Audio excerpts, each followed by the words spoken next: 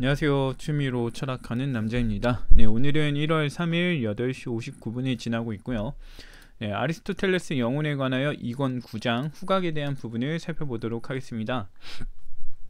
네, 9장 같은 경우는 그렇게 어렵지 않은 것 같아요. 그래서 영혼에 관하여라는 책 자체가 그렇게 어려운 책은 아닌 것 같습니다. 아무튼 그 부분을 간단하게 살펴보겠는데 9장 같은 경우는 세 가지 내용으로 이제 구성이 된다 볼 수 있을 것 같아요. 후각에 대한 일반 기능에 대한 부분, 그다음에 후각과 미각의 관계를 좀 설명하는 부분, 그다음에 호흡 동물이 물 속에서 냄새를 맡지 못하는 이유, 여기에 대해 설명하는 부분으로 나눠집니다. 근데 생각만큼 후각에 대해서 구체적으로 언급하진 않아요. 물론 의미 있는 생각이나 이런 건 주는 것 같은데 아무튼 구체적이진 않다 보시면 될 것 같고, 이제 일단 아리스토텔레스는 후각 규정이 어렵다는 내용을 얘기합니다. 그리고 후각의 대상이 이제 어떻게 나뉘는지 설명하는데, 사실 이 후각 대상을 나누는 거는 그냥 감각 대상에서의 그 감각 기관의 일반론에 대한 내용이라고 볼 수가 있어요. 그래서 후각의 대상이 뭐 특정하게 있다 이런 게 아니라 그냥 냄새를 맡을 수 있는 것과 맡지 못하는 걸 구분한다 이런 내용이 담겨져 있고, 냄새의 조건을 봤을 때 건조할 때 우리는 냄새를 많이 맡는다라는 걸로 보이는데, 뭐 예를 들어서 그 끓거나 이럴 때, 끓거나 이럴 때를 놓고 말하는 것 같아요. 그래서 오히려 건조한 상태, 말라버린 상태면은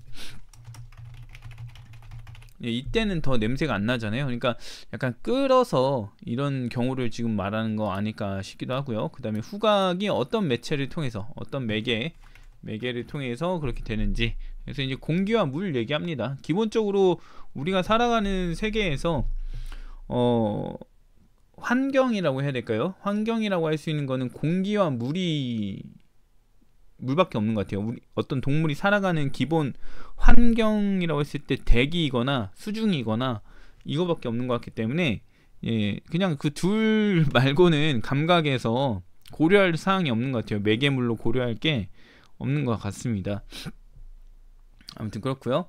그 다음에 이제 후각과 미각의 관계에 대해서 말하는 부분, 냄새의 종류를 말하는데, 그 냄새라는 게 미각에서 많이 차용한다 그런 얘기도 하고요. 그 다음에 냄새가 맛이 달면 냄새가 단 경우도 있고, 맛이 단데 냄새가 달지 않은 경우도 있고, 이런 얘기를 하게 됩니다.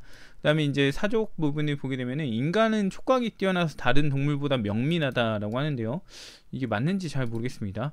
아무튼 그 다음 보게 되면, 호흡하는 동물이 물속에서 냄새를 맡지 못하는 이유에 대해서 얘기를 하게 되는데요. 이 부분은 좀 약간 흥미롭게 전개를 하는 것 같아요. 왜 인간이 호흡할 때만 냄새를 맡는지, 그리고 생각을 해보면 인간의 시각기관과 그다음에 물고기의 시각기관이 다른 것처럼 그 무호흡동물과 그 다음에 호흡동물의 후각기관이 다를 것 같다라는 얘기를 합니다. 이게 다예요.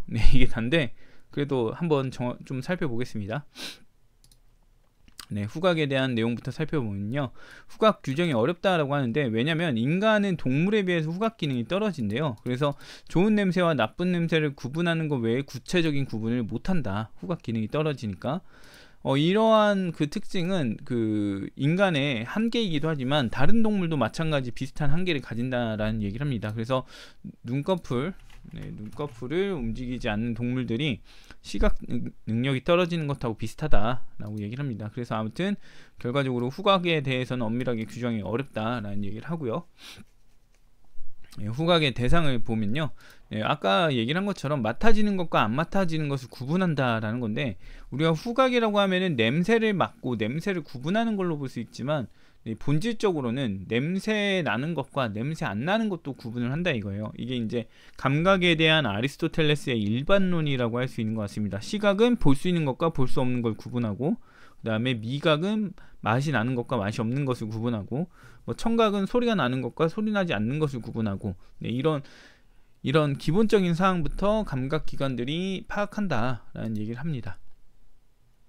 그리고 이 냄새가 안 맡아지는 거는 냄새가 없거나 냄새가 미약하거나 냄새가 너무 강해도 못 맡는다 이런 얘기를 하게 되는 걸로 보이는데, 아무튼 그런 이유다라고 보시면 될 것 같고요.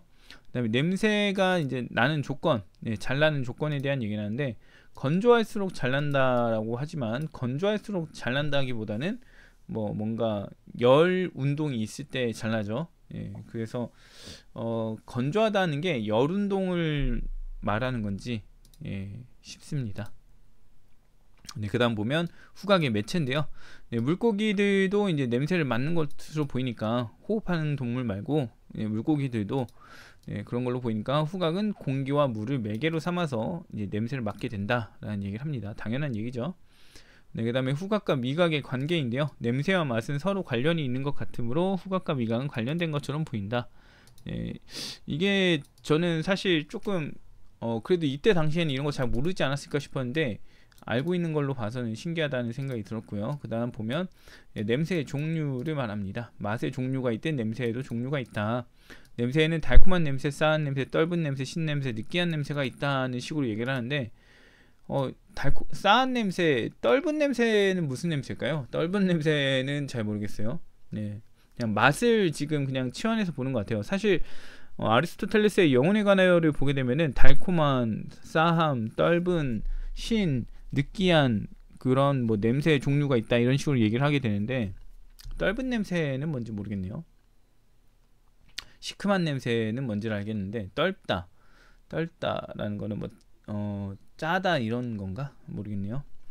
아무튼 이는 맛 표현에서 차용한 것이다. 달콤한 냄새는 사프란이나 꿀의 냄새를 말하고 싸한 냄새는 백리향 냄새를 말한다.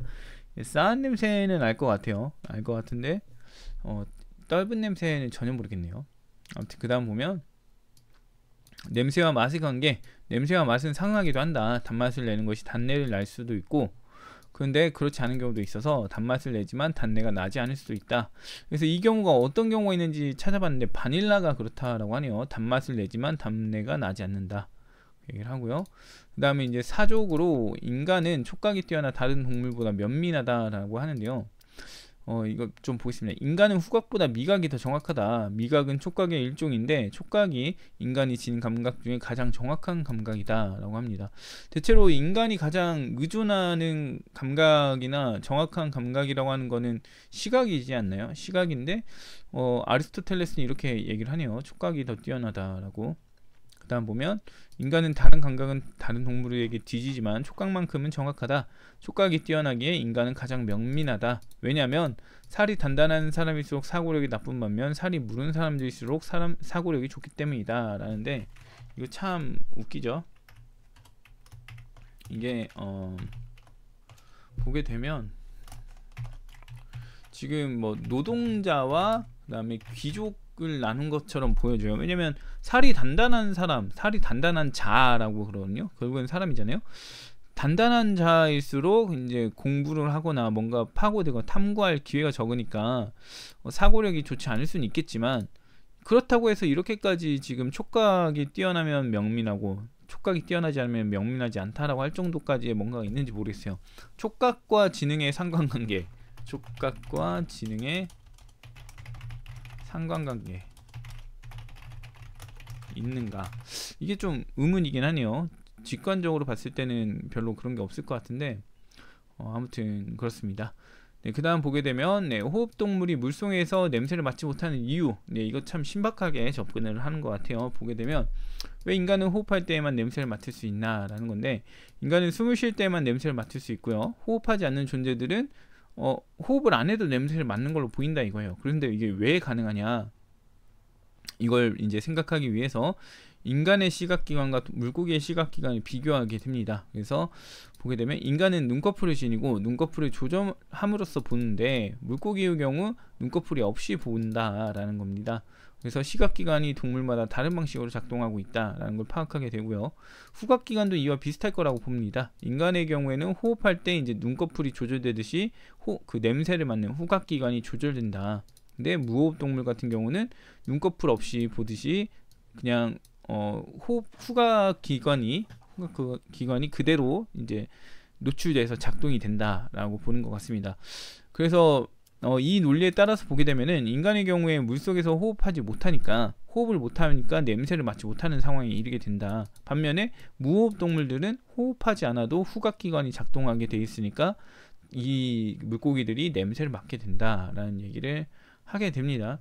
네, 그래서 시각기관의 그 기관적 특징의 차이를 바탕으로 후각기관에 대한 논리를 펼치는 게 좀 인상 깊은 내용이라고 볼 수 있고요.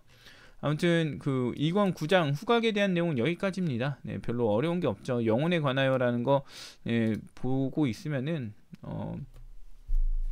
뭐 지금 당장 봤을 때는 의미 없는 듯한 아주 단순한 내용들이 구성되어져 있기는 한데, 이게 그 어떤 지식도 없는 상태에서 그 후각을 분석하는 입장이니까요.